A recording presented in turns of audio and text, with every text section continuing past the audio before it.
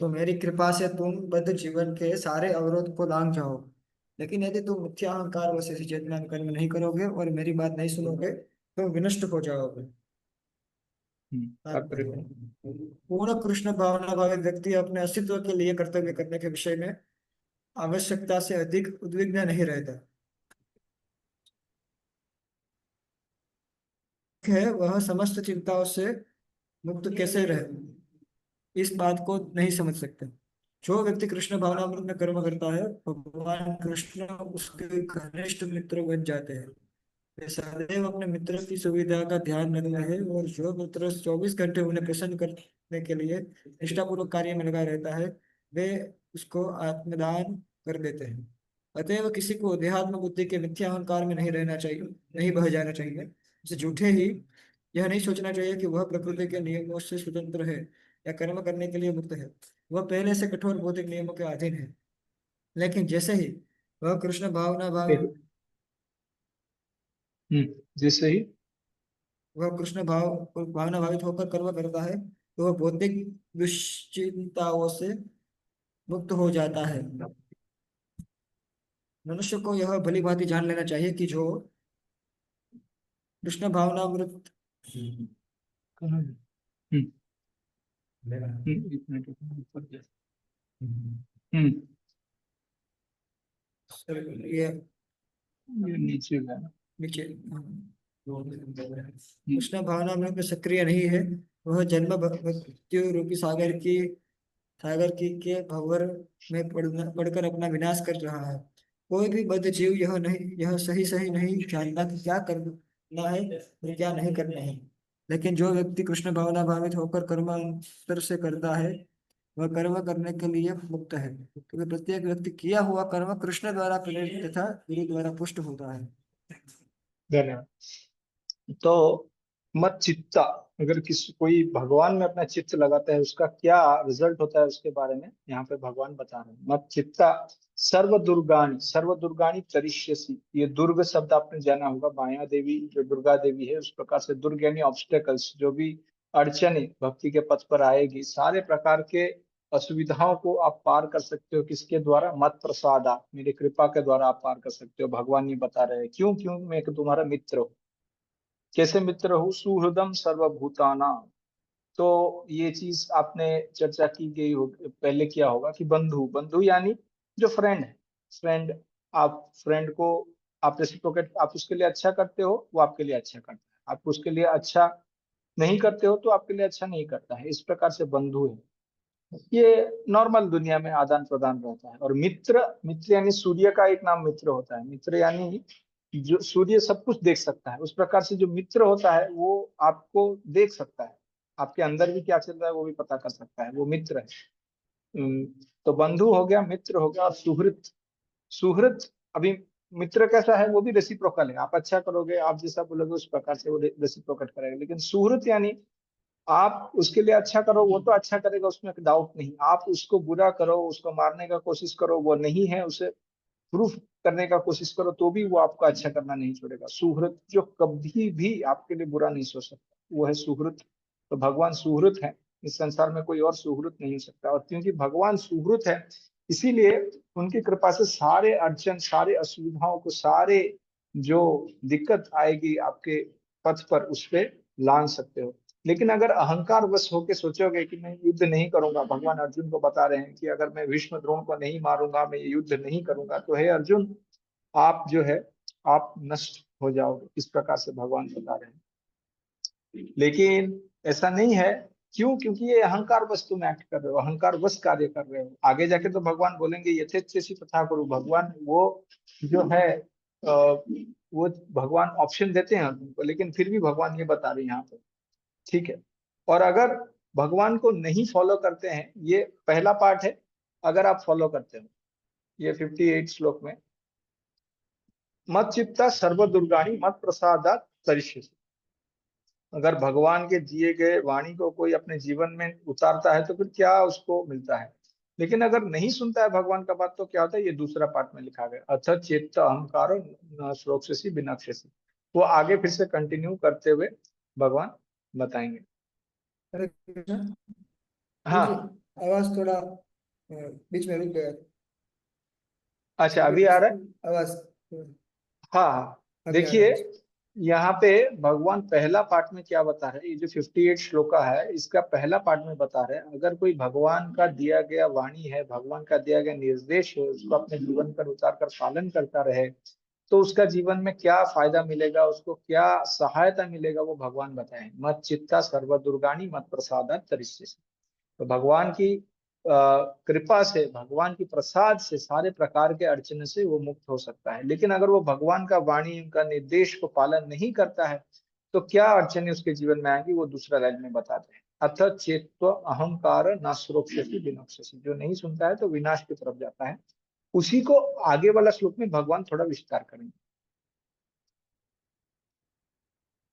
यद अहंकारम आश्रित्य नामन नयोत्से इति मन्यसे मिथ्या एष व्यवसाय ते प्रकृति त्वाम नियोक्ष्यति। पढ़िए ट्रांसलेशन। यदि तुम मेरे निर्देश अनुसार कर्म नहीं करते और युद्ध में अप्रवृत्त नहीं होते हो तो तुम कुमार्ग पर जाओ। तुम्हें अपने स्वभाववश युद्ध में लगना होगा।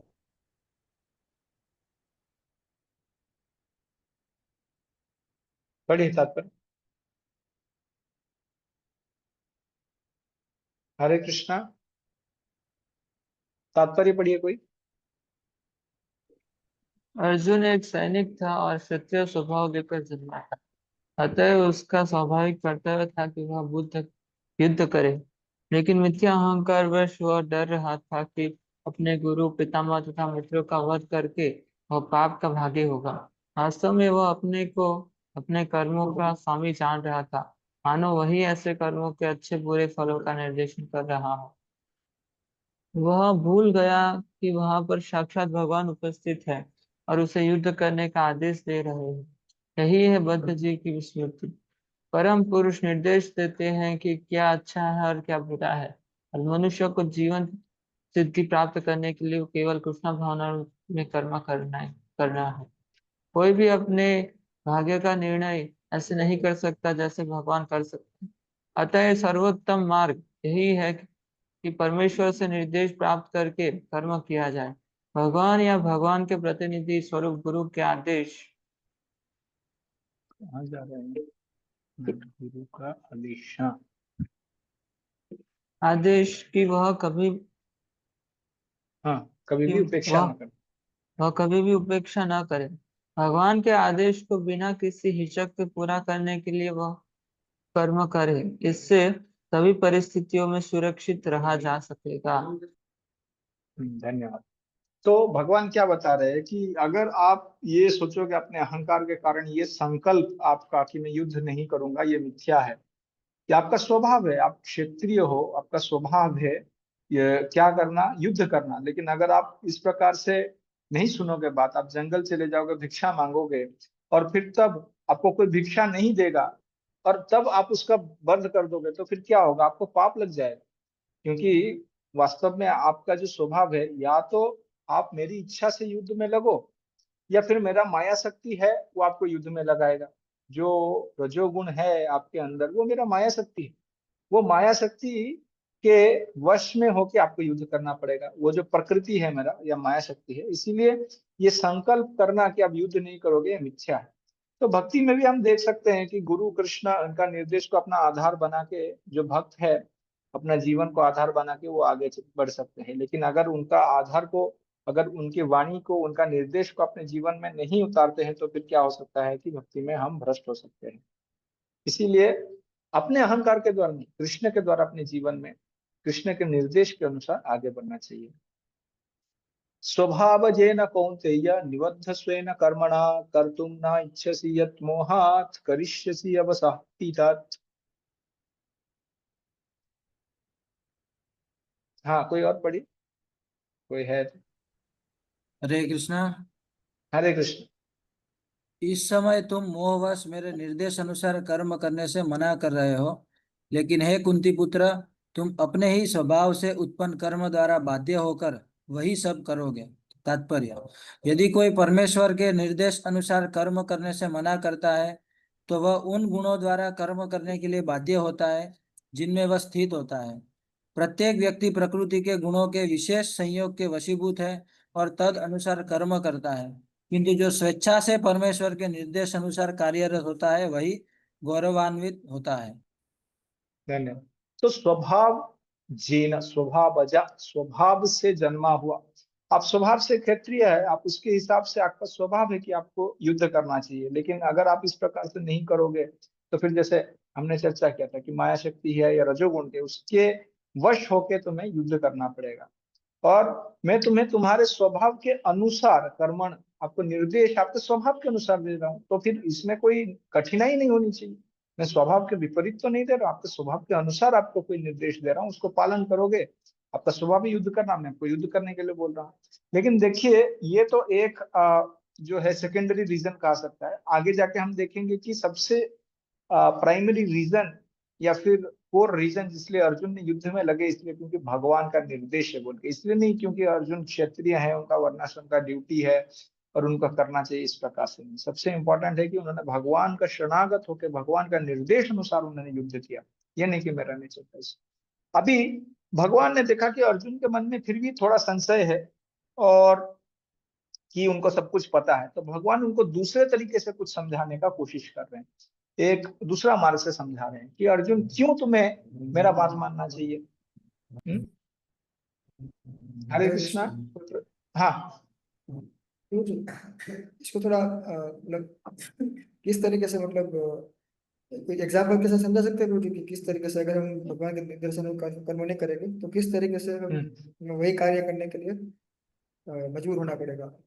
दोनों जगह में देखिए ये तो बहुत सरल है जिस प्रकार से, हाँ देखिए जैसे जिस प्रकार से है कि कोई भक्ति में है, भक्ति में हम लोग है, मतलब कृष्ण भावनामृत में जुड़े हैं, भगवान के निर्देश के अनुसार हम हार्ड वर्क करते हैं, कोई कोशिश करते हैं, सुबह मंगल आरती के लिए जगते हैं, जप करते हैं, और गुरु के सेवा के लिए आप लोग मान लीजिए प्रचार में लगे हैं या कोई बुक डिस्ट्रीब्यूशन में लगे हैं, बहुत परिश्रम करते हैं। एक उदाहरण दे रहा हूँ, ऐसे कोई स्पेसिफिक नहीं बोल रहा, उदाहरण है कि कोई बहुत परिश्रम करता है यहाँ पे मतलब प्रचार करने के लिए, या फिर मान लीजिए पुस्तक वितरण करने के लिए, बुक्स लोड करना, गांव गांव जाना, प्रीचिंग करना, और फिर लोगों को पुस्तक बांटना, अकाउंट सेटल करना, सब चीज करना। अब वही चीज वो नहीं करेंगे और बाहर रहेंगे तो फिर क्या कर सकते हैं। अब वो नेचर है, अब वो भगवान की सेवा में नहीं लगा तो फिर क्या होगा। मान लीजिए कि कोई कंपनी में सेल्समैन बने, for example I am saying, this may not be the exact, I am telling something specific, but क्या है कि हमारे अंदर भगवान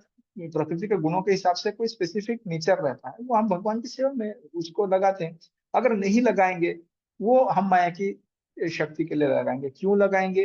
क्योंकि कोई भी व्यक्ति इस संसार, भगवत गीता पे आधार पर हम दें, कोई भी व्यक्ति ना ही कश्चित क्षणम अपि जातु तिष्ठति अकर्मकृत, कोई भी खाली नहीं बैठ सकता। अब उसका नेचर है, तो नेचर है तो एंगेज होगा। अब भगवान का नेचर में, भगवान की सेवा में एंगेज नहीं होगा तो कहाँ एंगेज होगा, कहीं और एंगेज होगा, उस प्रकार से। तो श्रील प्रभुपाद जी ने इसलिए अपने शिष्यों के अंदर जो भी था नेचर, उसको भगवान की सेवा में उन्होंने उसको लगाया। ठीक, ईश्वर सर्वभूतानां हृदयेश अर्जुन तिष्ठति भ्रामयन् सर्वभूतानि यंत्र रूढ़ानि मायया। इसका ट्रांसलेशन पढ़ी। हे अर्जुन, परमेश्वर प्रत्येक जीव के हृदय में स्थित है और भौतिक शक्ति से निर्मित यंत्र में सवार की भांति बैठे समस्त जीवों की को अपनी माया से घुमा रहे हैं, भरमा रहे हैं। तात्पर्य, एक मिनट, कहाँ चला गया मेरा माउस, थोड़ा चेंज हुआ है इसलिए। हाँ ये है ना, हाँ ठीक है, पढ़िए। तात्पर्य, अर्जुन परम ज्ञाता न था और लड़ने या न लड़ने का उसका निर्णय उसके क्षुद्र विवेक तक सीमित था। भगवान कृष्ण ने उपदेश दिया कि जीवात्मा व्यक्ति ही सर्वे सर्वा नहीं है। भगवान या स्वयं कृष्ण अंतर्यामी परमात्मा रूप में हृदय में स्थित होकर जीव को निर्देश देते हैं। शरीर परिवर्तन होते ही जीव अपने विगत कर्मों को भूल जाता है, लेकिन परमात्मा जो भूत वर्तमान तथा भविष्य का ज्ञाता है, उसके समस्त कार्यों का साक्षी रहता है। अतएव जीवों के सभी कार्यों का संचालन इसी परमात्मा द्वारा होता है। जीव जितना योग्य होता है उतना ही पाता है और उस भौतिक शरीर द्वारा वहन किया जाता है, जो परमात्मा के निर्देश में भौतिक शक्ति द्वारा उत्पन्न किया जाता है। जो ही जीव को किसी विशेष प्रकार के शरीर में स्थापित कर दिया जाता है, वह शारीरिक अवस्था के अंतर्गत कार्य करना प्रारंभ कर देता है। अत्यधिक तेज मोटर कार में बैठा व्यक्ति कम तेज कार में बैठे व्यक्ति से अधिक तेज जाता है, भले ही जीव अर्थात चालक एक ही क्यों न हो। इसी प्रकार परमात्मा के आदेश से भौतिक प्रकृति एक विशेष प्रकार के जीव के लिए एक विशेष शरीर का निर्माण करती है, जिससे वह अपनी पूर्व इच्छाओं के अनुसार कर्म कर सके। जीव स्वतंत्र नहीं होता। मनुष्य को यह नहीं सोचना चाहिए कि वह भगवान से स्वतंत्र है। व्यक्ति तो सदैव भगवान के नियंत्रण में रहता है, अतः उसका कर्तव्य है कि वह शरणागत हो, और अगले श्लोक का यही आदेश है। धन्यवाद। तो देखिए भगवान उसको दूसरे तरीके से अर्जुन को बता रहे हैं कि देखो, तुम स्वतंत्र नहीं हो, तुम परमेश्वर परमात्मा के अधीन हो, और तुम जीवात्मा हो, और भगवान की इच्छा के हिसाब से इस संसार में भ्रमण कर रहे हो। ईश्वर सर्वभूतानां, सब सारे जीवात्माओं के हृदय से अर्जुन तिष्ठति, उनके हृदय में बैठे हुए हैं। और नहीं, मैं युद्ध नहीं करूंगा, ये तुम्हारा संकुचित चेतना है, ये तुम्हारा छोटा चेतना है, तुम्हारा छोटा सोच है, ये सोचती कि मैं युद्ध नहीं करूंगा। वास्तव में तो ये परमात्मा तुमको प्रेरित कर रहे हैं युद्ध करने के लिए, उसको तुम क्यों मना कर रहे हो? भ्रामयन सर्वभूतानि, सब जीवात्माओं को भ्रमण कराते हैं। कैसे? यंत्र रूढ़ानी माया, किस प्रकार से परिचालित है ये संसार? ये संसार परिचालित है परमात्मा के द्वारा।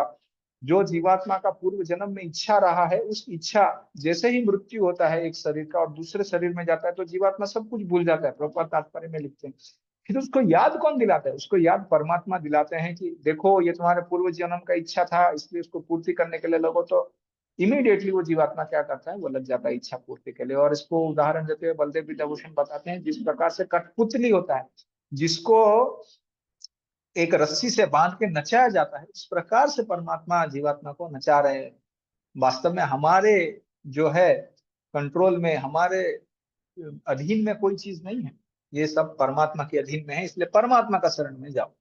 तम एव, एक मिनट, तमेव शरणं गच्छ, इसको ऊपर दे देता। हाँ, बस। तमेव शरणं गच्छ सर्वभावेन भारत, तत्प्रसादात् तत्परं शांतिं स्थानं प्राप्स्यसि शाश्वतम्। पढ़िए।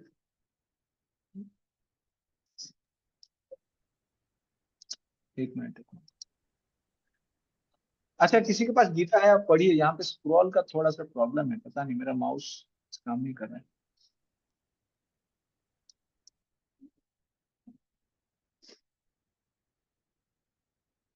वर्स 62 पे है हम।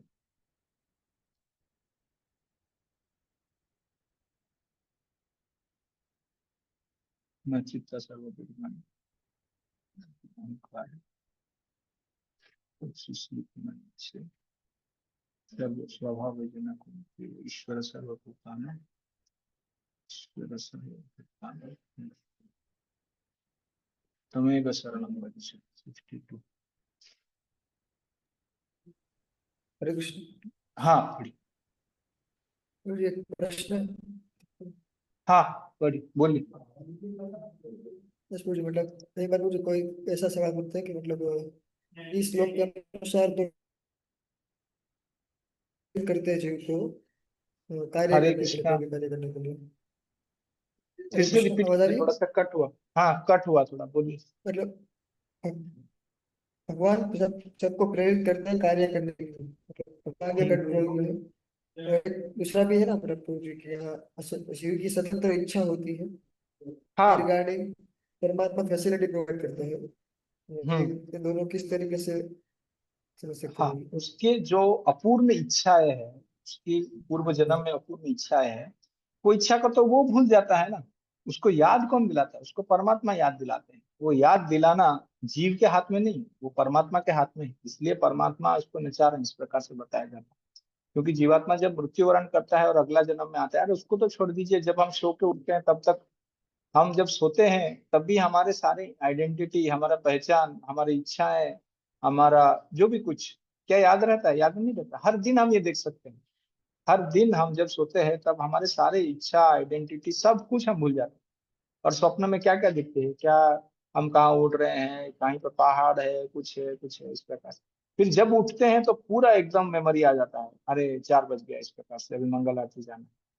तो ये डेली बेसिस पे एक हो रहा है, और एक होता है मृत्यु के अंतर, और एक होता है जब जाके जीवात्मा महाविष्णु के नाभि में सो जाता है, तब भी सब कुछ भूल जाता है और फिर से वापस आता है तो उसको याद भगवान दिलाते हैं। तो इसीलिए वो बताया जाता है। वास्तव में जीव की इच्छा है, इसमें कोई डाउट नहीं है, लेकिन उसको पता नहीं चलता है कि वो इच्छा कहाँ से आ रहा है, कौन याद दिला रहा है। परमात्मा तो बस उसको याद दिलाते हैं, उसका कर्म के अनुसार उसको फैसिलिटेट करते हैं उसके हिसाब से।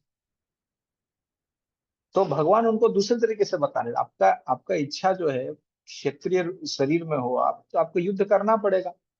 तो इसलिए आपका पूर्व जन्म का जो प्रारब्ध है उसके हिसाब से आप क्षत्रिय हो, आपका नेचर है युद्ध करना, आप इसको छोड़ नहीं सकते। तो इसलिए आप रस्सी से बंधे हो, तो इसलिए आप नाच रहे हो इस प्रकार से। ठीक है।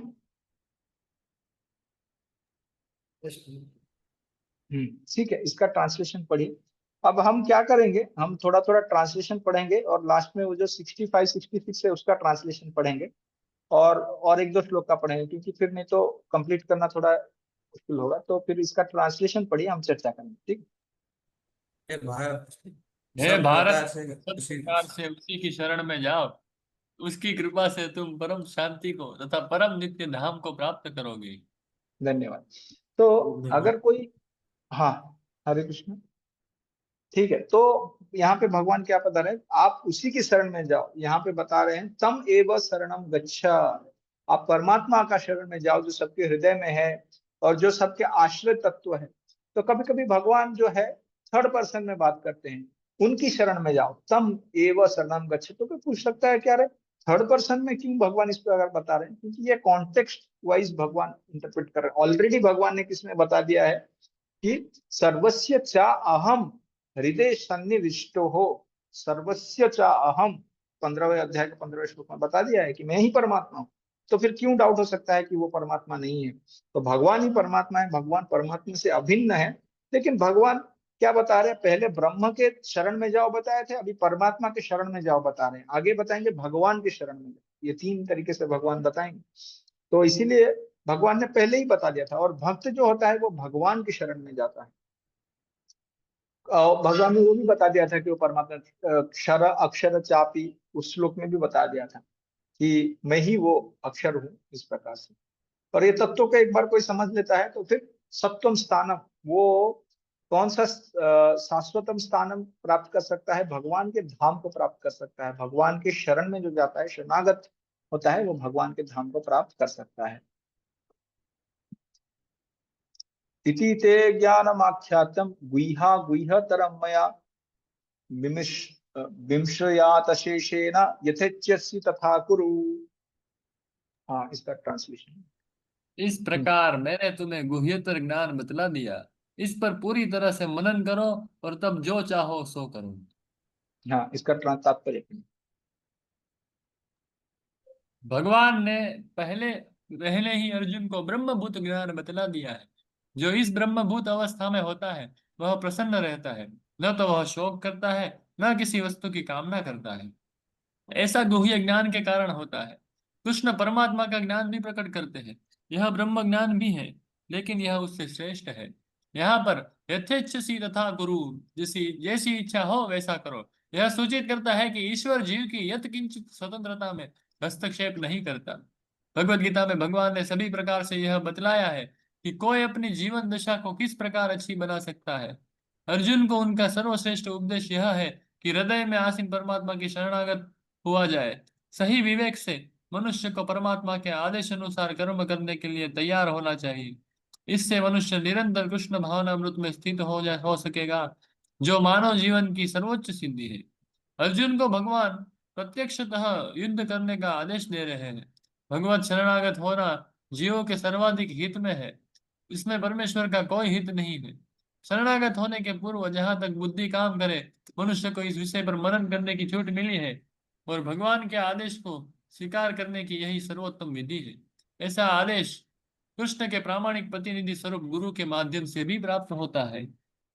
धन्यवाद। तो सबसे बेस्ट इंस्ट्रक्शन जो कई लोग मानते हैं भगवत गीता का, यथेच्छसि तथा कुरु, जो करना है वो करो, भगवान ने बता दिया यहाँ पे अर्जुन को।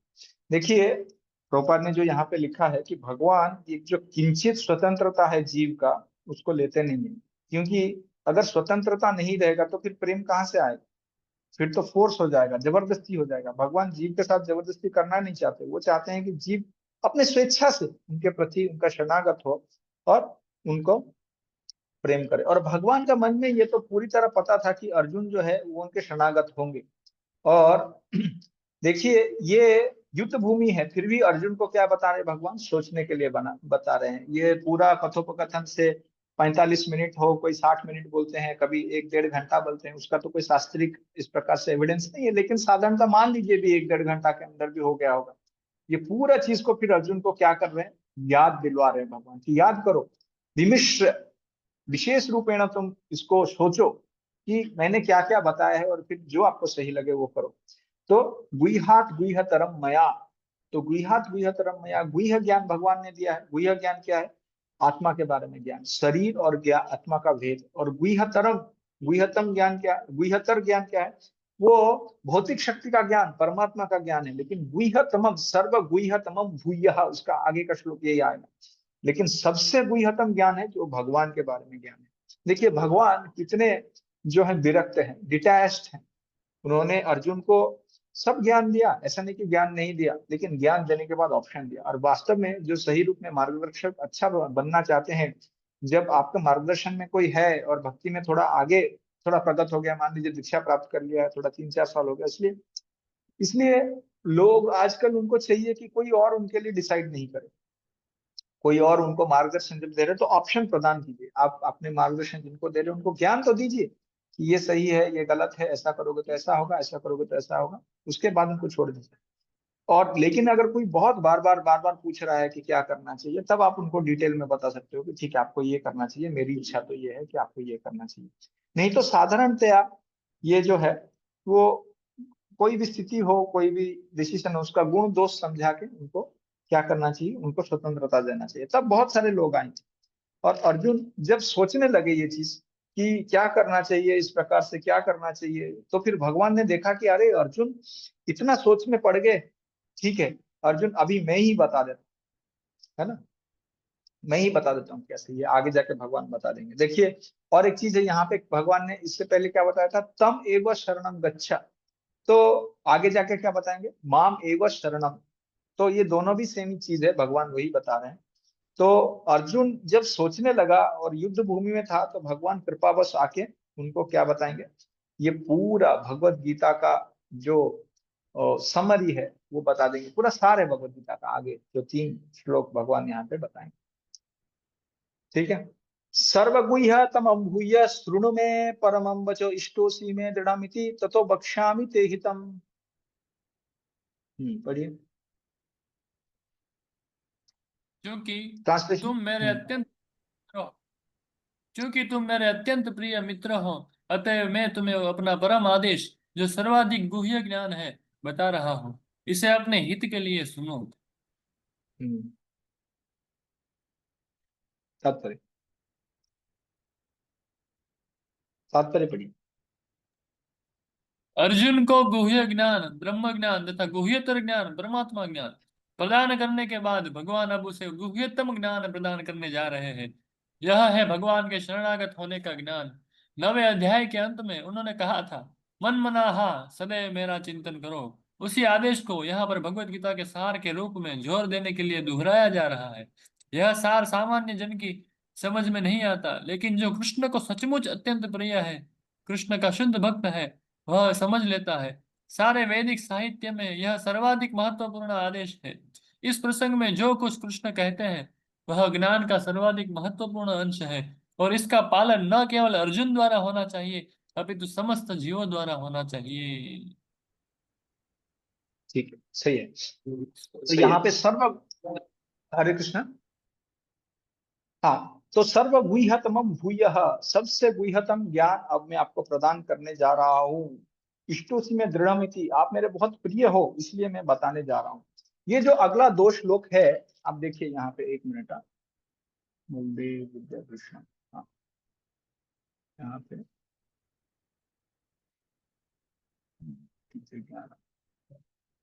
चरण। हाँ, यहाँ पे बलदेव विद्याभूषण बताते हैं या फिर विश्वनाथ चक्रवर्ती बताते हैं कि ये जो दो श्लोक है, देखिए भक्ति का जो पूरा भगवत गीता शतक 3 शतक है, पहला 6 अध्याय, दूसरा 6 अध्याय, तीसरा 6 अध्याय। पहला 6 अध्याय को वो किसके साथ तुलना कर रहे हैं? एक सोने का बक्सा है, सोने का बक्से का निचला हिस्सा है वो पहला 6 अध्याय है, और सोने का बक्सा का ऊपर का जो लिड है वो आखिरी का 6 अध्याय है, और उसके बीच में छिपा हुआ है वो भक्ति का मणि है।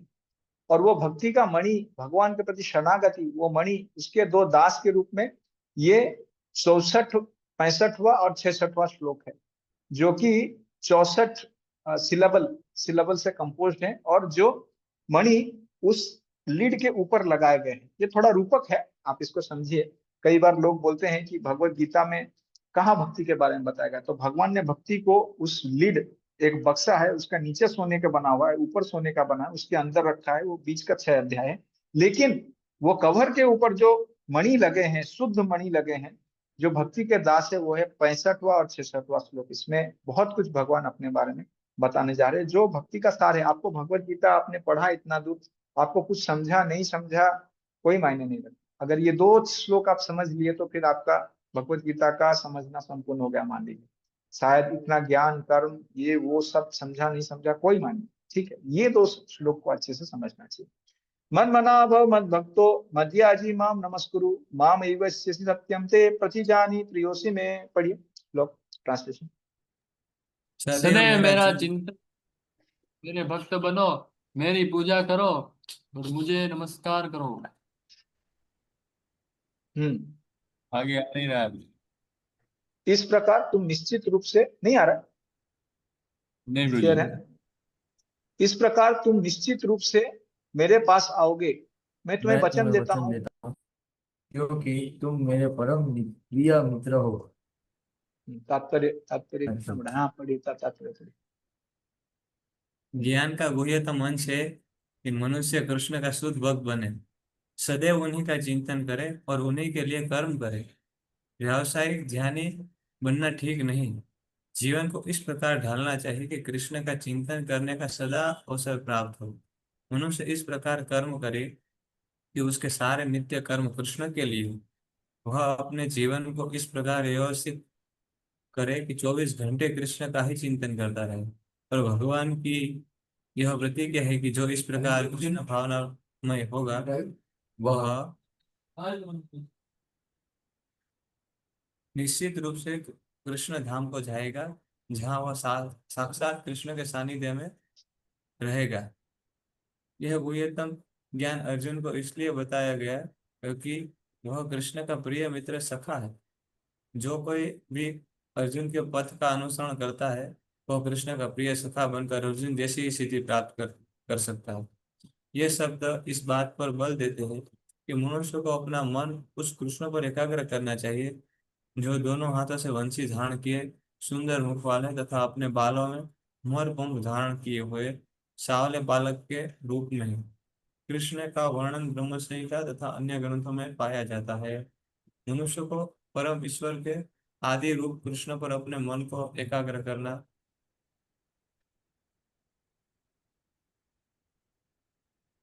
करना चाहिए। उसे अपने मन को भगवान के अन्य रूपों की ओर नहीं मोड़ना चाहिए। भगवान के नाना रूप है, यथा विष्णु, नारायण, राम, वराह आदि। किंतु भक्त को चाहिए कि अपने मन को उस एक रूप पर केंद्रित करे जो अर्जुन के समक्ष था। कृष्ण के रूप पर मन की यह एकाग्रता ज्ञान का गुह्यतम अंश है, जिसका प्रकटीकरण अर्जुन के लिए किया गया क्योंकि वह कृष्ण का अत्यंत प्रिय सखा है। धन्यवाद। इसमें देखिए भगवान बहुत सरल चीज बोल रहे हैं। मन मना भव, मेरे बारे में सोचो। मद भव मद भक्तो, मेरा भक्त बनो। और मद याजी, मुझे पूजा करो। और माम नमस्कुरु, मुझे हमेशा प्रणाम करो। ये 4 चीज अगर करोगे तो मैं आपको ये एक ओथ या प्रॉमिस करता हूँ, मैं आपको मेरे धाम में लेके आऊंगा। इसलिए तो हमारे आचार्य मन मना जो प्रोपा जी यहाँ पे लिखते हैं, तो विश्वनाथ चक्रवर्ती ठाकुर लिखते हैं मन मना यानी जो वृंदावन कृष्ण है उनको याद करना चाहिए। अपने मन को एक उपहार के रूप में श्याम सुंदर को प्रदान कीजिए। बहुत सुंदर है व्याख्या, इसके लिए मैं बता रहा हूँ, क्योंकि बाद में ऐसा चर्चा करने का मौका कभी मिलेगा नहीं। और क्या करना चाहिए, किसके प्रति देना चाहिए? जिनका मुख चंद्र के समान है और जिनके घुमराले बाल चमचम करते हैं और जिनके भौरे बहुत सुंदर है। और इस प्रकार के भगवान, कैसे भगवान? जिनकी दया की दृष्टि अमृत के वर्षा के समान है, वैसे भगवान को हमेशा याद करते रहना चाहिए। देखिए भगवान की रूप का कितना सुंदर वर्णन किया है यहाँ। हाँ, और भव मत भक्तो, आप मेरा भक्त बनिए। भक्त बनना मतलब मेरे बारे में सोचिए।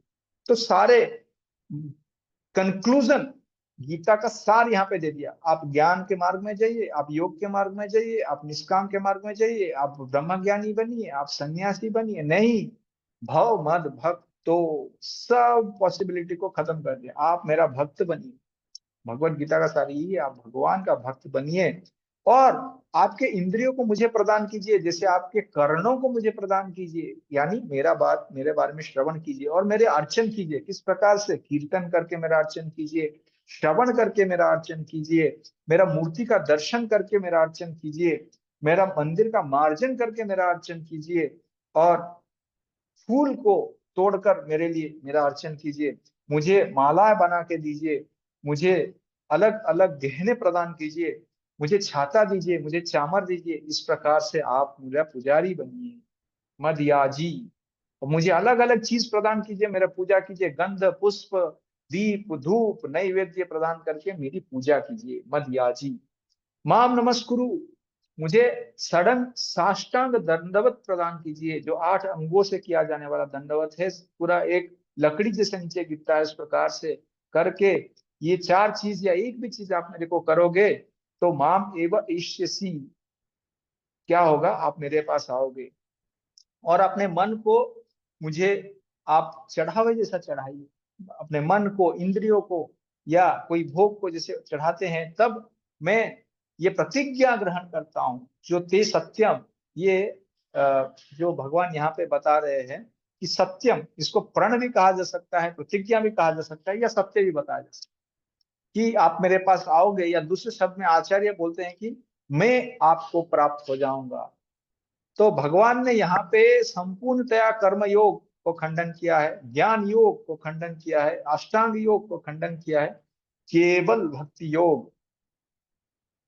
तो बहुत सुंदर श्लोक है ये, पहले भी आया था 9वें अध्याय में, तो अभी भी भगवान बता रहे हैं। तो ये हो गया गीता का सार कि भगवान का भक्ति में लग जाइए, भगवान को स्मरण कीजिए। मन मना भव मद भक्तो मद याजी, भगवान को पूजा कीजिए और माम नमस्कुरु, उनका दंडवत प्रणाम कीजिए, इस प्रकार से। तो कोई प्रश्न कर सकता है कि कोई व्यक्ति है जिसका हृदय में अभी भी पाप चरण कर रहा है, हृदय पाप की इच्छा है पूर्व कर्मों से, तो फिर वो जब तक नष्ट नहीं होता, वो कैसे आपका शरणागत होके आपका भक्ति कर सकता है भला? क्या ये संभव है? तो इसका उत्तर में भगवान कि जब तक वो कैसे आपका शरण ले सकता है, क्योंकि उसके हृदय में अभी भी पाप है। तो भगवान इसका उत्तर में अगला श्लोक बताते हैं, सर्वधर्मान परित्यज्य मामेकम शरणं व्रज, अहम त्वाम सर्व पापेभ्यो मोक्षयिष्यामि मा शुचः।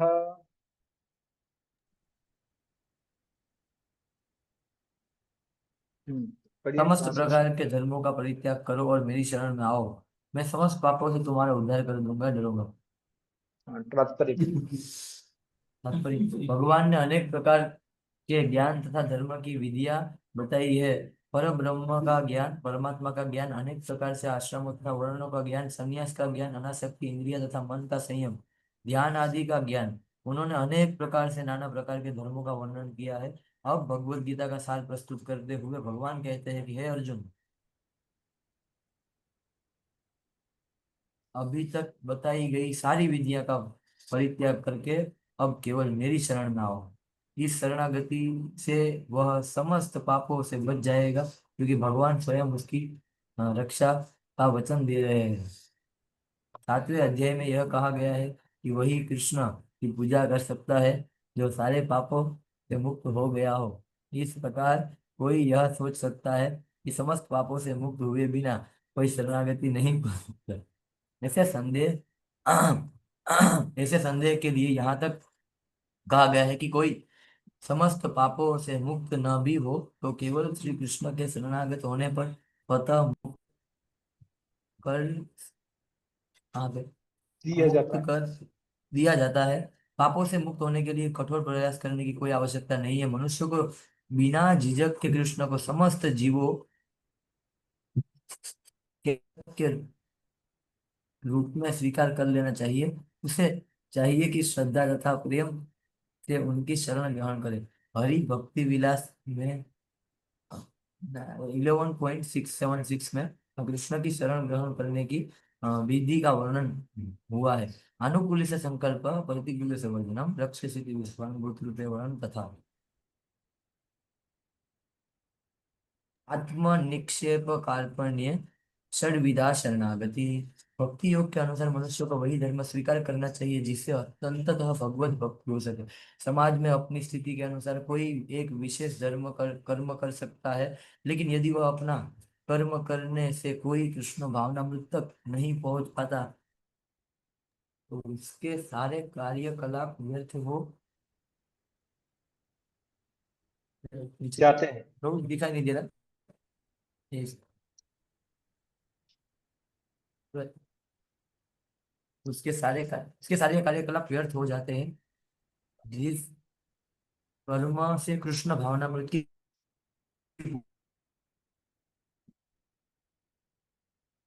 क्या होगा? जिस धर्म से कृष्ण भावनामृत का पूर्णावस्था न प्राप्त हो सके उससे बचना चाहिए। मनुष्य का विश्वास होना चाहिए कि कृष्ण समस्त परिस्थितियों में उसका सभी कठिनाइयों में रक्षा करेंगे। इसके विषय में सोचने की कोई आवश्यकता नहीं है कि जीवन निर्वाह कैसे होगा, कृष्ण उसको संभालेंगे। मनुष्य को चाहिए कि वो अपने आप से निस्सहाय माने और अपने जीवन के प्रगति के लिए कृष्ण को अविलंब समझे। पूर्ण कृष्ण भावनामृत होकर भगवत भक्ति में प्रवृत्त होते ही प्रकृति के समस्त कल्मश से मुक्त हो जाता है। धर्म के विविध विधियों हैं और ज्ञान, ध्यान और आदि जैसे शुद्ध करने वाले अनुष्ठान हैं, लेकिन जो कृष्ण के शरणागत हो जाता है उसे इतने सारे अनुष्ठान के पालन का कोई आवश्यकता नहीं रह जाती। कृष्ण के शरण में जाने मात्र वो व्यर्थ समय गंवाने से बच जाएगा। इसी प्रकार वो तुरंत सारी उन्नति कर सकता है और समस्त पापों से मुक्त हो सकता है। कोई पढ़ेंगे आगे श्री कृष्ण के सुंदर छवि के प्रति? हरे कृष्ण प्रभु जी। कृष्णा हाँ पढ़िए। हरे कृष्णा, सॉरी प्रभु जी, वो नेटवर्क की वजह से मैं बाहर लीव हो चुका था उसमें से। पढ़िए ना श्री कृष्ण के हरे सुंदर छवि के प्रति। श्री कृष्ण की सुंदर छवि के प्रति मनुष्य को आकृष्ट होना चाहिए। उनका नाम कृष्ण इसलिए पड़ा क्योंकि वे सर्वाकर्षक हैं। जो व्यक्ति कृष्ण की सुंदर शक्ति सर्वशक्तिमान छवि से आकृष्ट होता है वह भाग्यशाली है। आध्यात्मवादी कई प्रकार के होते हैं। कुछ निर्गुण ब्रह्म के प्रति आकृष्ट होते हैं, कुछ परमात्मा के प्रति, लेकिन जो भगवान के साकार रूप के प्रति आकृष्ट होता है और इससे भी बढ़कर जो साक्षात भगवान होता है वह सर्वोच्च योगी है। दूसरे शब्दों में अनन्य भाव से कृष्ण की भक्ति गुह्यतम ज्ञान है और संपूर्ण गीता का यही सार है। कर्मयोगी फिर आगे आ नहीं रहा है। कर्मयोगी, दार्शनिक योगी तथा भक्त सभी आध्यात्मवादी कहलाते हैं, लेकिन इनमें से शुद्ध भक्ति सर्वश्रेष्ठ है। यहाँ पर माँ सुच, मत डरो, मत झिझको, मत चिंता करो विशिष्ट शब्दों का प्रयोग अत्यंत सार्थक है। मनुष्य को ये चिंता होती है कि वो किस प्रकार सारे धर्मों को त्याग कर एकमात्र कृष्ण का शरण जाए, लेकिन ऐसा चिंता व्यर्थ है। क्या हुआ? हरे कृष्ण। तो ये है भगवत गीता का सार। हाँ कुछ बोल रहे प्रभु? आवाज आ रहा है मेरा? यस प्रभु जी, आवाज आ रहा है आपका। Okay okay. तो ये आगे हम गीता के सार पे, पूरा गीता पढ़ने के बाद यही सार है कि जितने सारे अब तक भगवान बता रहे हैं कि जो 7वें अध्याय में बताया गया था, ये शाम तो अंतगताम पापम जनानाम पुण्य कर्मणाम ते द्वंद्व मोह निर्मुक्ता भजन्ते माम दृढ़व्रता, वो ही भजन कर सकते हैं जिनका पाप नष्ट हो चुका है। तो फिर अगर जो तो पाप पाप शून्य है, जो पुण्यवान है, जो शुद्ध है, वो तो भगवान के भजन में लग जाएंगे, लेकिन जो पापी हैं उनका क्या, वो तो अभी तक पापी रहेंगे। क्या वो भगवान का शरणागति प्राप्त कर सकते हैं? हाँ, जो भी कुछ हो तुम बस मेरी शरण में आओ। भगवान श्री कृष्ण बता रहे हैं, मैं ही तुम्हारे पापों का नाश कर लूंगा। सर्वधर्मान, अब तक के तुम्हारे मानसिक चिंतन में और मेरे तथाकथित बताए गए धर्मों को त्याग करके तुम बस मेरा शरण में आओ। माम एकम, केवल मेरे ही शरण में आओ। एकम अहम त्वाम, मैं जो कृष्ण हूँ, त्वाम तुम्हारे सारे पापों को मैं नष्ट कर दूंगा। माँ सोचो, ये मत डरो, ये मत सोचो कि कैसे भला मेरा इतना कम जीवन काल है, इसमें मैं किस प्रकार से तपस्या करके मेरे पापों को नाश करूंगा, मेरे हृदय को शुद्धिकरण करूंगा। तो हालांकि भगवान ने, जैसे हमने चर्चा किया था, बहुत सारा चीज गीता में दार्शनिक चीजें हैं, बताए हैं, बहुत सारे धर्म के बारे में बताया है। परमात्मा, ब्रह्मन, वर्णाश्रम, संन्यास, त्याग, मन का नियम, मन को कैसे संयमित करे, इंद्रियों को कैसे संयमित करे, लेकिन उसका सार बस यही है, भगवान श्री कृष्ण का शरणागति। ये सब को भूल जाओ और बस तुम मेरे शरण में आओ। और भगवान पूरा दुनिया को जो है वो सिखा रहे हैं, किसके माध्यम से?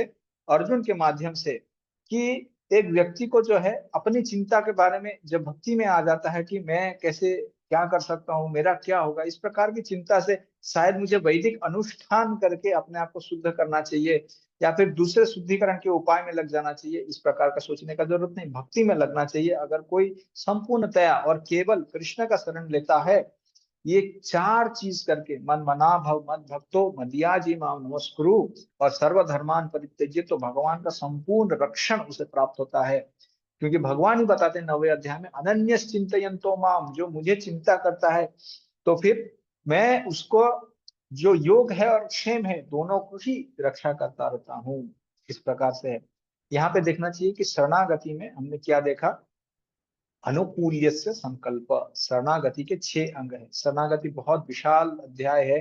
भक्ति विनोद ठाकुर ने एक पुस्तक लिखा है शरणागति के ऊपर, उसमें कई वैष्णव सॉन्ग है, शायद 50 से 60 वैष्णव सॉन्ग है, जहाँ पे एक एक अंग के ऊपर 5-5, 7-7 उन्होंने वैष्णव गीत लिखे हैं। तो अनुकूल्य से संकल्प, तो जो अनुकूल है भक्ति के लिए उसको करना चाहिए। प्रतिकूल्य से वर्जनम, तो अनुकूल कौन सा चीज है? उत्साह, निश्चय, धैर्य, तत्त कर्म प्रवर्तना, ये है अनुकूल चीजें जो उपदेशामृत में रूप गोस्वामी ने दिया है, वो है अनुकूल चीजें भक्ति। प्रतिकूल्य से वर्जनम, प्रतिकूल क्या है? अत्याहार प्रयास प्रजल्प नियमाग्रह। मैं काफी शॉर्ट में बता रहा हूँ, इस पे बहुत लंबा चर्चा हो सकता है, लेकिन एटलीस्ट पता रहना चाहिए। अनुकूल्य से संकल्प, प्रतिकूल्य से वर्जनम, रक्षसीति विश्वासो गोतृप्ते वर्णम तथा रक्षसीति, भगवान मुझे सारे भक्ति के मार्ग में चलते हुए जो भी असुविधाएं आएंगी, जो भी प्रॉब्लम्स आएंगी, जो भी लाइफ थ्रेटनिंग सिचुएशन आएंगी, सब स्थिति में भगवान ही मेरा रक्षण करेंगे। गजेंद्र को रक्षा किए थे, द्रौपदी को रक्षा किए थे, मैं भी उनको अनन्य भाव से चिंता करूंगा तो मेरी रक्षण करेंगे, इसलिए मुझे कोई चिंता नहीं है। रक्षसी विश्वास गोतृप्ति, भगवान ही मेरे जो है भरता है, भगवान ही मेरे मेंटेनर है। तो चैतन्य चरितामृत में जब मृगारी को नारद मुनि बोलते हैं कि तुम अपना जो धनुष है उसको तोड़ दो, तो उनको बहुत भय लगता है कि अगर मैं धनुष को तोड़ दूंगा तो फिर मेरा खाद्य का क्या होगा, कौन मुझे रक्षण करेगा।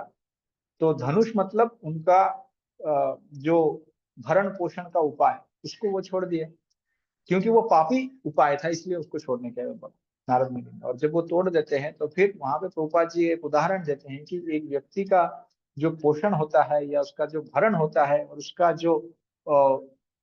जो ऑक्यूपेशन होता है, दोनों डिफरेंट। ऐसा नहीं कि उसका ऑक्यूपेशन के कारण ही उसको उसका भरण पोषण होता है। मान ये नहीं इसका मतलब है कि कोई जो शरणागत है वो अपना जॉब छोड़ देगा, ये प्रकार से हम प्रचार नहीं करते, लेकिन उसको जानना चाहिए कि मेरा भरण पोषण भगवान कर रहे हैं। वो कहीं की उपाय से आ सकता है, कंपनी के माध्यम से, किसी के उपाय से, मेरा भरण पोषण भरता गोतृप्ते वर्णम तथा, भगवान ही मेरे भरता है। और क्या है कि व्यक्ति को क्या होना चाहिए कि बहुत जो है उसको हम्बल होना चाहिए, आत्म निक्षेप, अपने आप को संपूर्णतः भगवान के चरण में क्या करना चाहिए, शरणागत होना चाहिए। अपना सूक्ष्म शरीर, अपना स्थूल शरीर को संपूर्णतः भगवान की सेवा में लगाना चाहिए। और कार्पण्य, कभी भी अपने आप को बड़ा इस प्रकार से नहीं सोचना चाहिए। बहुत ही ज्यादा जो है क्या होना चाहिए, ह्यूमिलिटी का प्रदर्शन करना चाहिए, इस प्रकार से हम्बल होना चाहिए इस प्रैक्टिस में। तो इस प्रकार से ये 6 अंग है शरणागति का। ये शरणागति का 6 अंगों में से सबसे मुख्य अंग है गोत्रप्ते वर्णम तथा। ये जीव गोस्वामी ने बताया है और हमारे आचार्य भी बताते हैं कि हमें जानना चाहिए कि भगवान ही हमारे मेंटेनर है। जो भी हमारा शरीर का मेंटेनेंस हो, हमारा, हमने कोरोना काल में देखा है लोगों को पास कितने सारे लोग जिनके पास बहुत से बहुत लक्ष्मी भी था इस प्रकार से, लेकिन मेंटेनेंस बॉडी का कौन करते हैं? भगवान ने बहुत डिटेल में समझा है, बाकी के अध्याय में। इस प्रकार के शरीर का एक्टिव रूप से मेंटेनेंस भी भगवान ही का। तो गोत्रप्ते वर्णम था। इस प्रकार से जो शरणागति का भाव से भगवान का भक्ति करते हैं, भगवान का जप, भगवान का सेवा, भगवान का कीर्तन करते हैं, तो उनको कोई भय नहीं रहता। तो अभी भगवत गीता का ज्ञान किसको देना चाहिए इसके बारे में अभी से हम क्या करेंगे, केवल ट्रांसलेशन पढ़ेंगे, नहीं तो फिर हम अंत तक पहुंचने में मुश्किल होगा।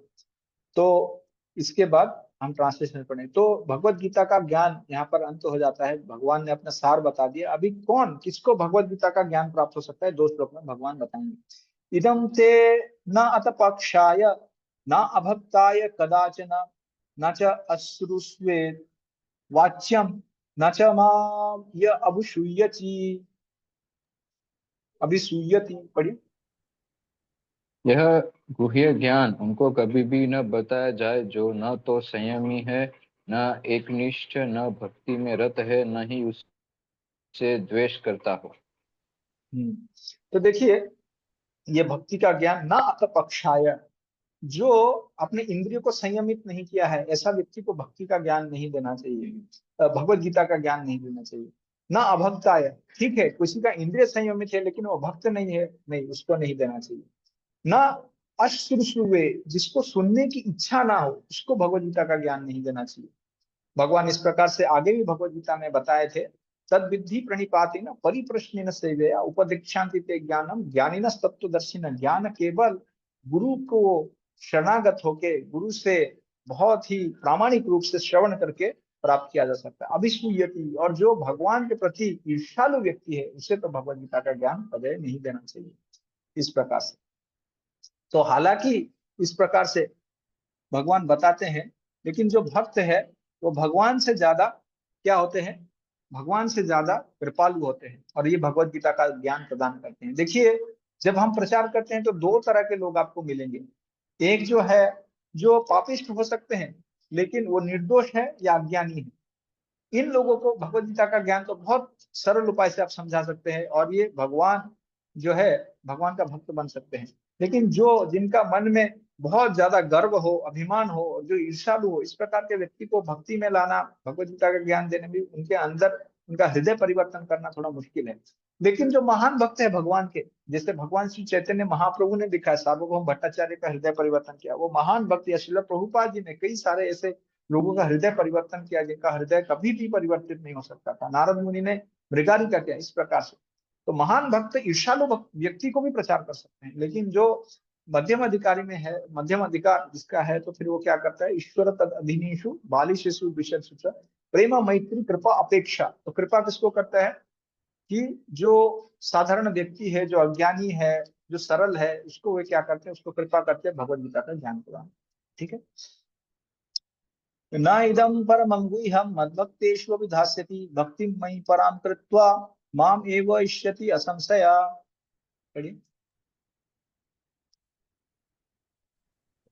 ट्रांसलेशन हाँ, ट्रांसलेट ट्रांसलेशन दिख नहीं रहा? हाँ यस, जो यस नहीं दिख रहा है जी। जो हाँ। व्यक्ति भक्तों को यह परम रहस्य बताता है वह शुद्ध भक्ति को प्राप्त करेगा और अंत में वह मेरे पास आएगा।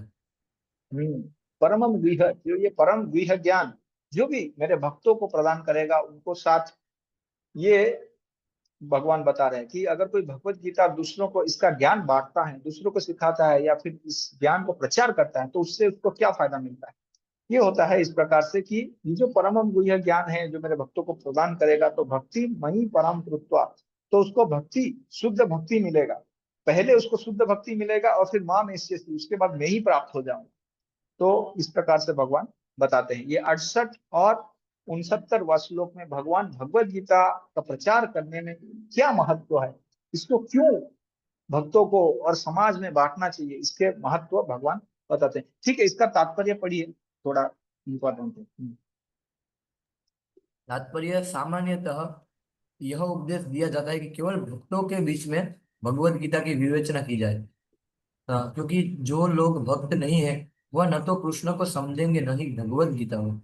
जो लोग कृष्ण को तथा भगवत गीता को यथारूप में स्वीकार नहीं करते, उन्हें मनमाने ढंग से भगवत गीता की व्याख्या करने का प्रयत्न करने का अपराध मोल नहीं लेना चाहिए। भगवत गीता की विवेचना उन्हीं से की जाए जो कृष्ण को भगवान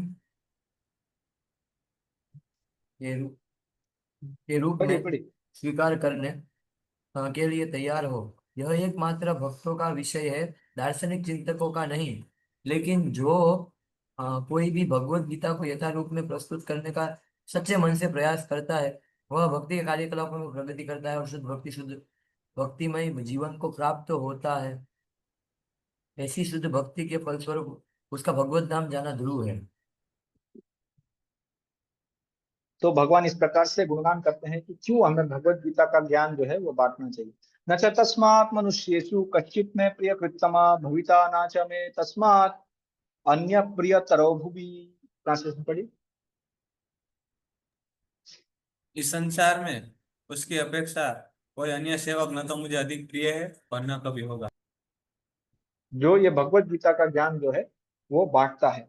देखिए भगवान यहाँ पे क्या बता रहे हैं कि जो भी भगवत गीता का ज्ञान का प्रचार करता है वो भगवान को बहुत प्रिय बन जाता है। अगर हम भगवत गीता का प्रचार में लगे हैं या प्रचार कार्य में अपना कुछ योगदान दे रहे हैं, असिस्ट कर रहे हैं, जिससे कि ये भगवत गीता का ज्ञान और लोगों की तरफ पहुंच जाए, तो हम भगवान के प्रति अत्यंत प्रिय बन जाते हैं।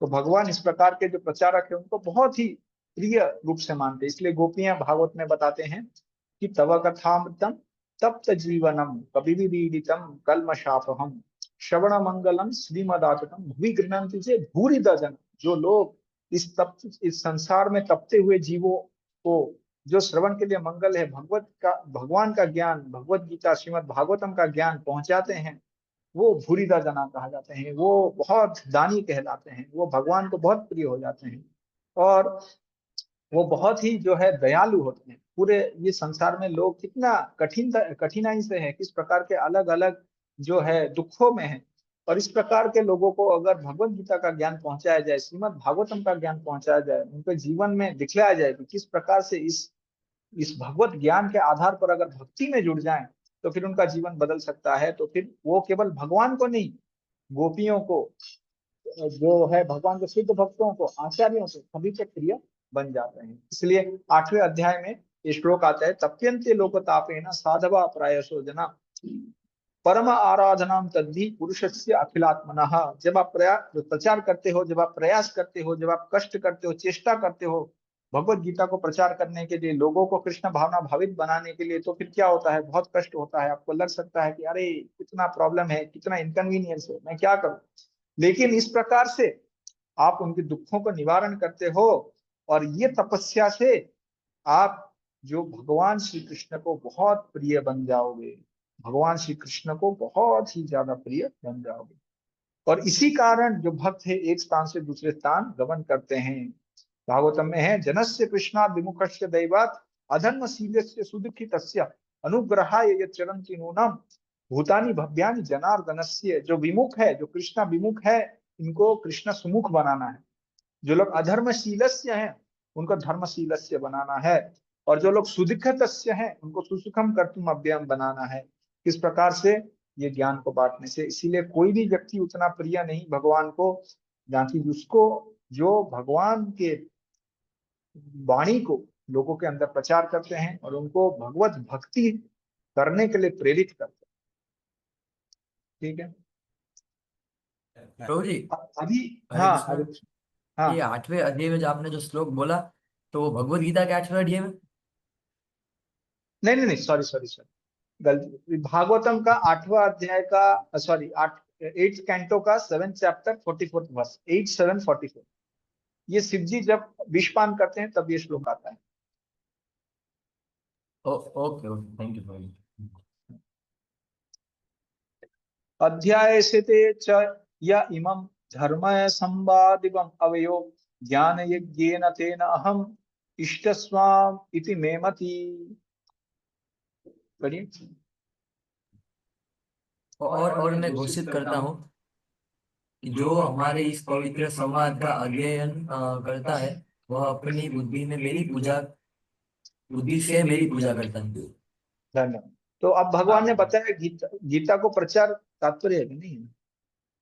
तो गीता का प्रचार करने का महत्व बताया। अभी गीता को पठन करने का महत्व के बारे में बताएंगे कि जो भी ये जो अध्ययन करेगा, ये पवित्र संवाद को जो अध्ययन करेगा तो क्या होगा, वो ज्ञान यज्ञ से वो मेरी पूजा करेगा। जैसे आप अर्चन करते हो भगवान का, धूप दीप नैवेद्य चामर इत्यादि से अर्च विग्रहों का अर्चन करते हो, उस प्रकार से शास्त्रों का अध्ययन करने से बुद्धि के माध्यम से भगवान का अर्चन होता है।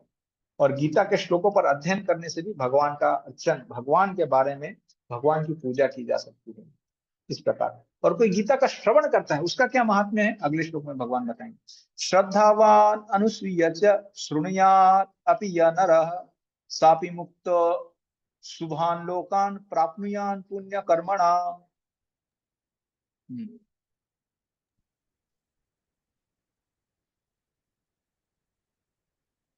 और जो और जो श्रद्धा समेत समेत तथा द्वेष रहित होकर इसे सुनता है वह सारे पापों से मुक्त हो जाता है और उन शुभ लोकों को प्राप्त होता है जहाँ पुण्य आत्माएं निवास करती है। तात्पर्य थोड़ा बड़ा है, हम इसको बाद में आप पढ़िए।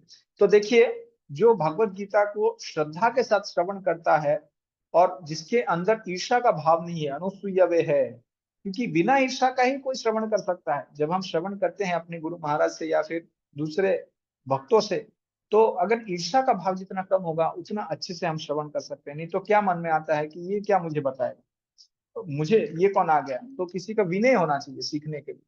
तो इसीलिए इस प्रकार से जो भगवत गीता का श्रवण करेगा वो सारे पापों से मुक्त हो जाएगा और वो क्या करेगा, वो शुभान लोकान, बहुत उच्चतर लोक को प्राप्त करेगा। और भक्ति किया तो सबसे उच्चतर लोक गोलोक वृंदावन में चला जाएगा। तो साधारणतया जैसे हम चर्चा कर रहे थे कि दो प्रकार के लोग, निर्दोष और अज्ञानी हैं, जिनको हम प्रचार कर सकते हैं। इसको प्रचार करने में उनको अज्ञान है, बस उनको पता नहीं है कृष्ण कौन है, जीवन का लक्ष्य क्या है। वो विषय भोग में लगे हुए होंगे, लेकिन उनको ज्ञान देते ही वो लोग भक्ति के मार्ग में आ जाएंगे इस प्रकार से। लेकिन जो लोग अभिमानी हैं, जो लोग ईर्ष्यालु हैं, उन लोगों को भगवत गीता का ज्ञान देने से भी वो सांप के जैसे है, बहुत मुश्किल होता है उनको। बहुत बहुत जो प्रगत भक्त है जरूर कर सकते हैं, तो नहीं तो बहुत मुश्किल होता है इस प्रकार के लोगों को प्रचार करना। तो अभी भगवान क्या बोल रहे हैं, अभी प्रश्न पूछेंगे। अभी भगवान ने क्लास दिया, भगवान सबसे आइडियल टीचर है संसार में। तो और भगवान अभी क्लास के बाद क्वेश्चन पूछ रहे हैं। कश्चित एतत् सुतम पार्थ त्वया एकाग्रेण चेतसा कश्चित अज्ञान सम्मोहम प्रनिष्ठ चेत् धनंजय। पढ़िए।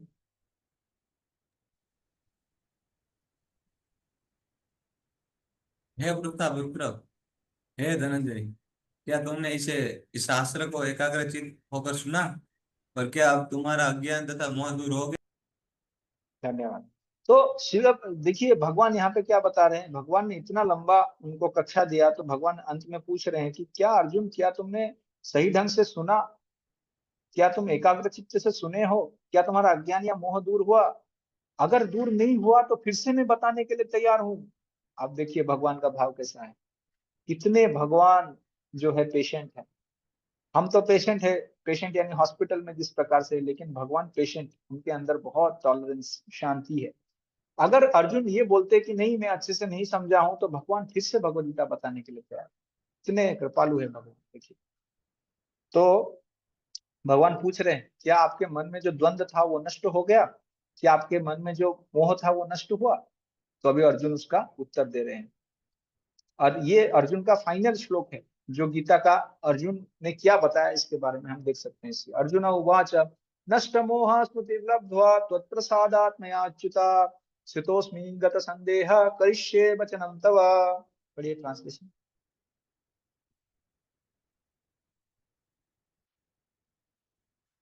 अर्जुन ने कहा, हे हे कृष्ण, कृष्ण, हे अर्जुन, अब मेरा मोह दूर हो गया आपके अनुग्रह से मुझे मेरी स्मरण शक्ति वापस मिल गई। अब मैं संशय रहित तथा दृढ़ हूँ और आपके आदेश अनुसार कर्म करने के लिए उद्युक्त हूँ।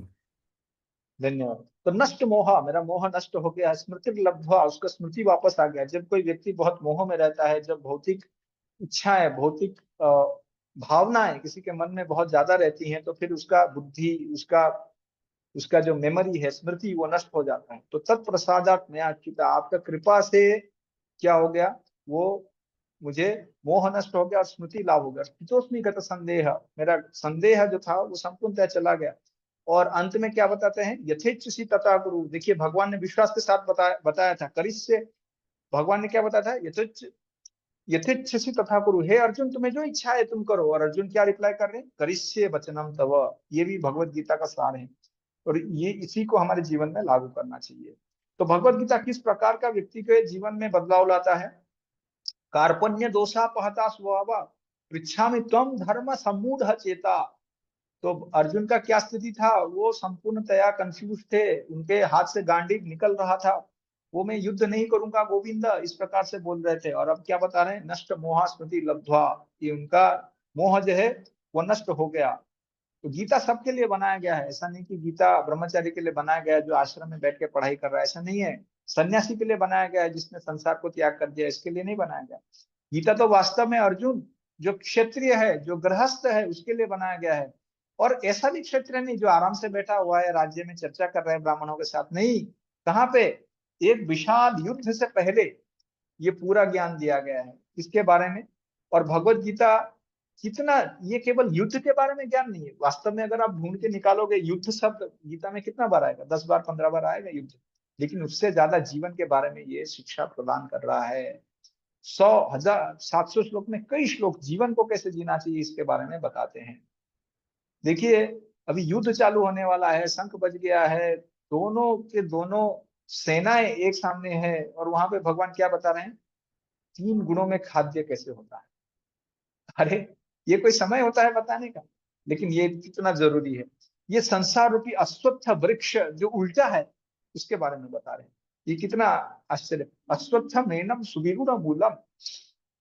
तो भगवत गीता का ज्ञान पूरे मानव समाज के लिए जो है जरूरी है। मानव समाज को हर समय में अपने जीवन में भगवत गीता का ज्ञान लगेगा, और पूर्व काल में, अब के काल में और भविष्य काल में, सभी काल में ये ज्ञान जो है ये नित्य है और सभी को अपने जीवन में भगवत भक्ति के ओर प्रेरित करता रहेगा।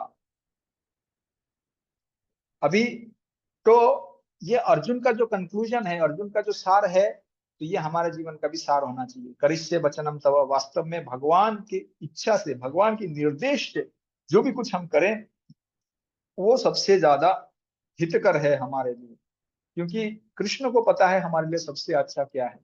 और कृष्ण अपना हृदय व्यक्त करते हैं अर्जुन के सामने कि कितना प्रेम करते हैं सभी जीवात्माओं को। तो अर्जुन के माध्यम से बताते हैं कि है अर्जुन, मैं अपने योगक्षेम बहाम्यहम्, मैं ही सबका इस प्रकार से रक्षण करता हूँ। तो जब कृष्ण ही रक्षण करते हैं तो माँ सूचक, तो अर्जुन ने क्या बता दिया, करिष्ये वचनम तब। अभी भगवान ही बोल रहे हैं कि वो सारे पाप से उनको तारेंगे, तो फिर क्या डर है इसमें, मैं भगवान के हिसाब से कार्य करूंगा। तो इनके अंदर प्रेम का आदान प्रदान भी हम यहाँ पे देख सकते हैं।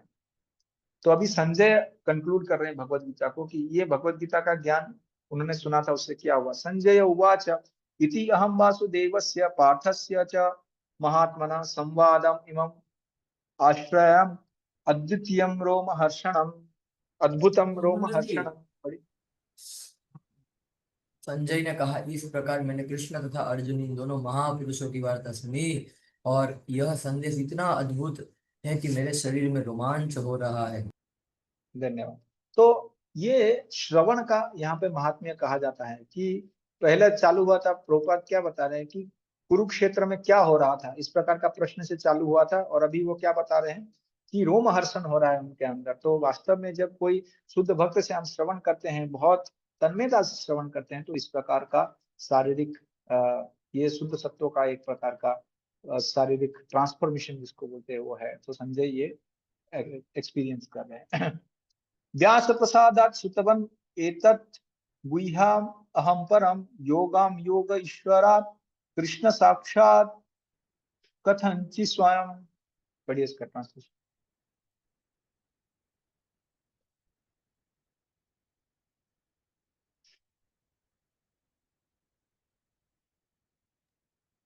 व्यास की कृपा से मैंने ये परम गुह्य बातें साक्षात परमेश्वर योगेश। साक्षात योगेश्वर कृष्ण के मुख से अर्जुन के प्रति कही जाती हुई सुनी। तो ये व्यासदेव का कृपा था कि ये जो कथोपकथन हो रहा था अर्जुन और कृष्ण के बीच में, जो कुरुक्षेत्र में हो रहा था युद्ध भूमि में, वो दूसरी जगह पे बैठ के संजय क्या कर रहे थे वो देख पा रहे थे और सुन पा रहे थे। व्यास का प्रसाद है। तो टेलीविजन का सबसे पहला उदाहरण बताया जाता है कभी कभी कि उनका हृदय से वो देख पा रहे थे, उनका दिव्य उनको एक दृष्टि प्रदान किया था व्यासदेव ने, जिसके कारण वो ये देख पा रहे थे। वो आगे और बताते हैं कि किस प्रकार वो भगवत गीता श्रवण करके उनको क्या हो रहा है। राजन संस्कृता संस्कृता संवादम अद्भुतम केशव अर्जुन यो पुण्यम दृश्यामी च मुहुर्मुहु। हे राजन, जब मैं कृष्ण तथा अर्जुन के मध्य हुई इस आश्चर्यजनक तथा पवित्र वार्ता का बारंबार स्मरण करता हूँ तो प्रतिक्षण हालात से गदगद हो उठता हूँ। धन्यवाद। तो वो आगे और भी बता रहे हैं कि किस प्रकार से जब वो भगवान की वाणी को याद करते हैं, तो ये भगवत गीता का ज्ञान को कोई भाव से पठन करता है तो भगवान का वाणी को याद करता है तो किस प्रकार से होता है। तो और आगे भगवान का जो स्वरूप है उसको याद करते हुए उनको क्या उनके हृदय में हो रहा है ये आगे बताएंगे। चच्च संस्कृत संस्कृत्या रूपम अति अद्भुतम हरे विस्मय में महान राजन हृष्यामी च पुनः पुनः। हे राजन, भगवान कृष्ण के अद्भुत रूप का स्मरण करते ही मैं अधिकाधिक आश्चर्यचकित होता हूँ और पुनः पुनः हर्षित होता हूँ। तो भगवान का स्वरूप जिसके बारे में हमने चर्चा किया, वो क्या कर रहे हैं, वो उनके अंदर प्रेम के अलग अलग तरंगे आ रही है और वो भगवान को याद करते हुए उनके अंदर इस प्रकार के शारीरिक कंपन हो रहा है। ये आखिरी श्लोक है जो गीता का महात्म्य के बारे में बता रहे हैं। और इसके साथ ही संजय धृतराष्ट्र के हृदय में होता हुआ लास्ट ये होप कि शायद जो है कौरव जीत सकते हैं, उसको नष्ट कर देते हैं। यत्र योगेश्वर कृष्ण यत्र पार्थ धनुर्धर तत्र श्री विजय भूति ध्रुवा नीति मतिर्ममा। जहाँ योगेश्वर कृष्ण है और जहाँ परम धनुर्धर अर्जुन है, वहीं ऐश्वर्य विजय अलौकिक शक्ति तथा नीति भी निश्चित रूप से रहती है, ऐसा मेरा मत है। तात्पर्य भगवत गीता का शुभारंभ धृतराष्ट्र की जिज्ञासा से हुआ। वह भीष्म, द्रोण तथा कर्ण जैसे महारथियों की सहायता से अपने पुत्रों की विजय के प्रति आशावान था। उसे आशा थी कि विजय उसके पक्ष में होगी, लेकिन युद्ध क्षेत्र के दृश्य का वर्णन करने के बाद संजय ने राजा से कहा, आप अपनी विजय की बात सोच रहे हैं, लेकिन मेरा मत है कि जहाँ कृष्ण तथा अर्जुन उपस्थित है वहाँ संपूर्ण श्री होगी। उसने प्रत्यक्ष दृष्टि की कि धृतराष्ट्र को अपने पक्ष की विजय की आशा नहीं रखनी चाहिए। विजय तो अर्जुन के पक्ष की निश्चित, क्योंकि उसमें कृष्ण है। श्री कृष्ण द्वारा अर्जुन के सारथी का पद स्वीकार करना एक ऐश्वर्य का प्रदर्शन था। कृष्ण समस्त ऐश्वर्य से पूर्ण है और इनमें वैराग्य एक है। के ऐसा वैराग्य के भी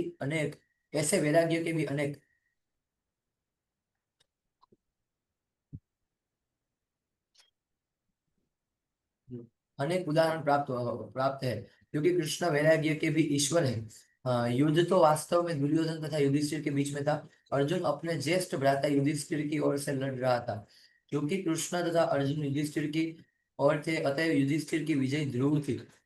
युद्ध को यह निर्णय करना था कि संसार पर शासन कौन करेगा। संजय ने भविष्यवाणी की कि सत्ता युधिष्ठिर के हाथ में चली जाएगी। यहाँ पर इसकी भी भविष्यवाणी हुई है कि इस युद्ध के में विजय प्राप्त करने के बाद युधिष्ठिर उत्तर समृद्धि लाभ करेंगे, क्योंकि वे न केवल पुण्यात्मा तथा पवित्र आत्मा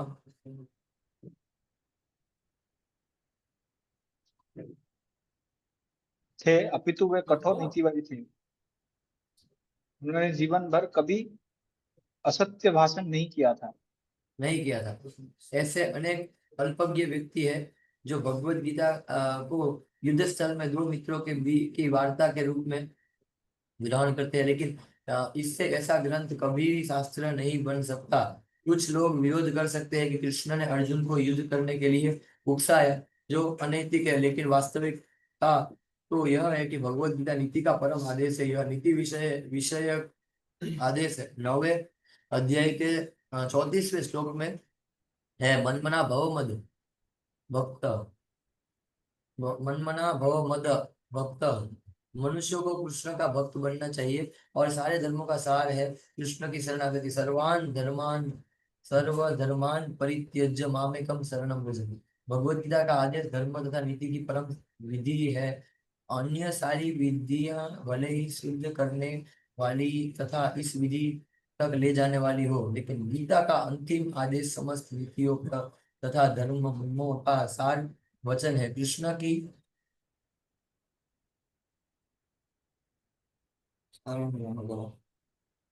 शरण ग्रहण करो या कृष्ण को आत्म समर्पण करो, यह 18वें अध्याय का मत है। भगवत गीता से हम यह समझ सकते हैं कि ज्ञान तथा ध्यान द्वारा अपनी अनुभूति एक विधि है, लेकिन कृष्ण की शरणागति सर्वोच्च सिद्धि है।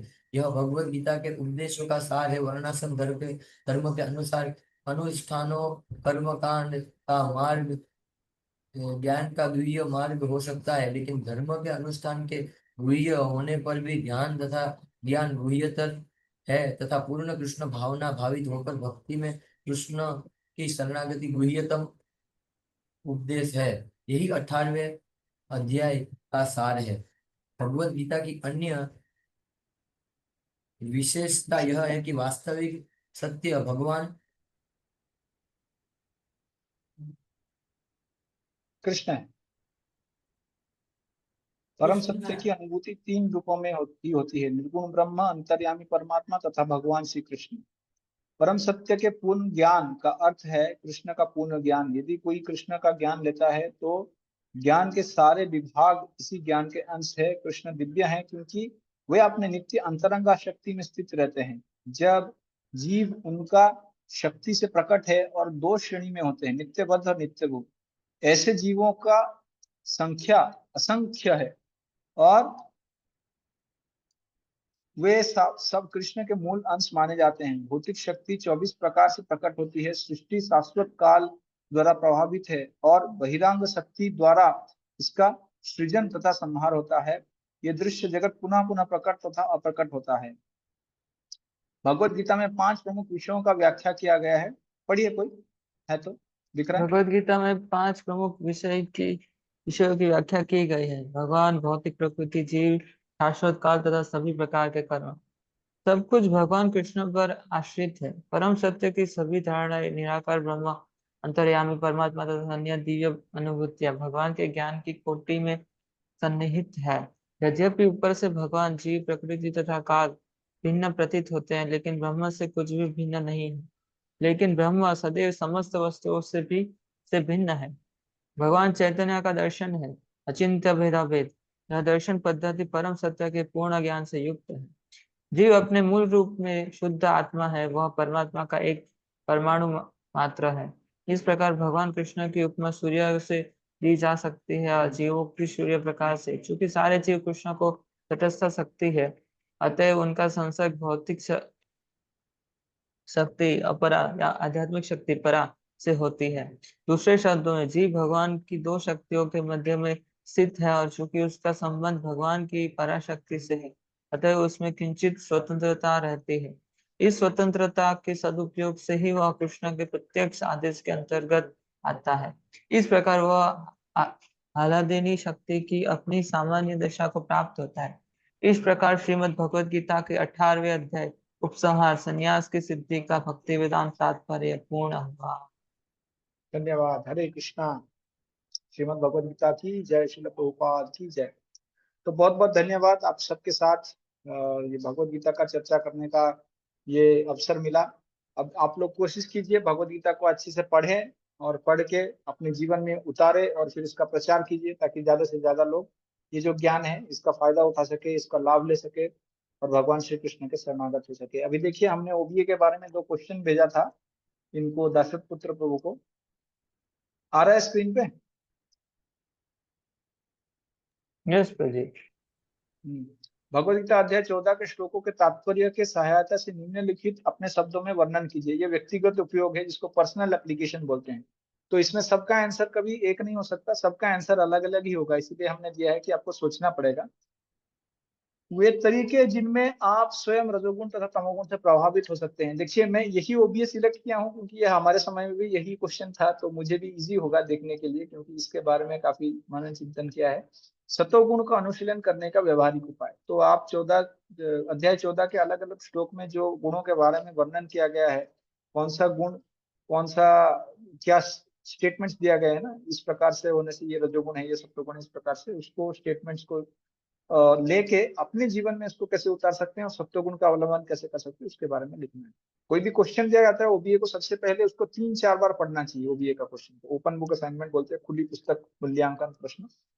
3-4 बार प्रश्न को पढ़िए, उसको अलग अलग भाग में विभक्त कीजिए, क्या बताया गया है एक एक भाग लीजिए। पहले 14वां अध्याय, तो पूरा फोकस अभी किस पे आना चाहिए? 14वां अध्याय के श्लोक एवं तात्पर्य। तो 14वां अध्याय का श्लोक को पढ़िए, तात्पर्य को पढ़िए, और उसके सहायता से अब क्या बता रहे हैं, वे तरीके अब क्या तरीके हैं जिनमें आप स्वयं, यानी मैं खुद किसमें आता हूं, मैं रजोगुण में कैसे आता हूं और मैं तमोगुण में कैसे आता हूं। तो 14वें अध्याय में जहां पे ये शब्द मिले उसको लीजिए, श्लोक में है, तात्पर्य में है, उसको जोड़िए, फिर अपने लाइफ में एनालाइज कीजिए, अपने जीवन में थोड़ा उसको सोचिए, मनन कीजिए, और फिर कैसे हम इसके प्रभाव में होते हैं और कैसे इससे प्रभाव से निकल सकते हैं। ये हो गया पहला प्रश्न।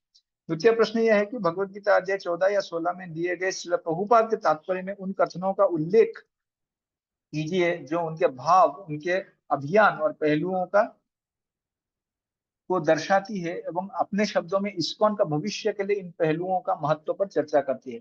Mood and mission of Srila Prabhupada from the chapter of 14 and 16। तो 14वां अध्याय और 16वां अध्याय में से 16वां अध्याय में 14वां और 16वां में श्रील प्रभुपाद क्या बताते हैं जो इस्कॉन का भविष्य के लिए है। Mood and mission of Srila Prabhupada जिसको बताया जाता है, इस्कॉन के बारे में क्या बताते हैं। तो इस प्रकार के स्टेटमेंट्स जो है वो कैसे रेलिवेंट है इस्कॉन के साथ। तो ये क्या है, भाव एवं अभियान, तो इसके अंतर्गत ये प्रश्न आता है।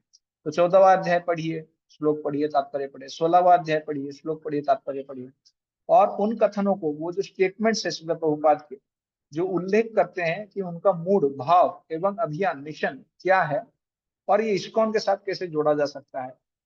करेंटली हमारा प्रैक्टिसेस जो है इस्कॉन के साथ, उसके पास साथ कैसे जोड़ा जा सकता है, या इस्कॉन का पर्पसेस के साथ कैसे जोड़ा जा सकता है, इस प्रकार से। ठीक है, हरे कृष्णा प्रभु जी। हरे कृष्ण। ओके।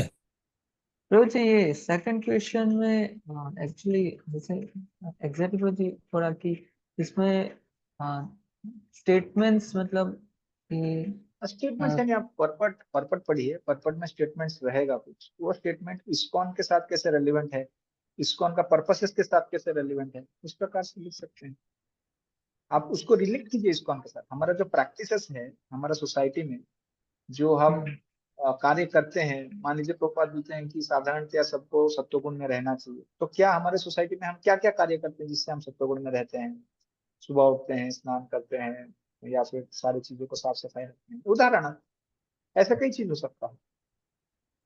yes, और ये कि इस्कॉन के भविष्य के लिए कम कि आप इन सोचिए, पहलुओं का मतलब थोड़ा मनन कीजिए किस प्रकार से ये हो सकता है। थोड़ा मनन का भी स्कोप देना चाहिए ना।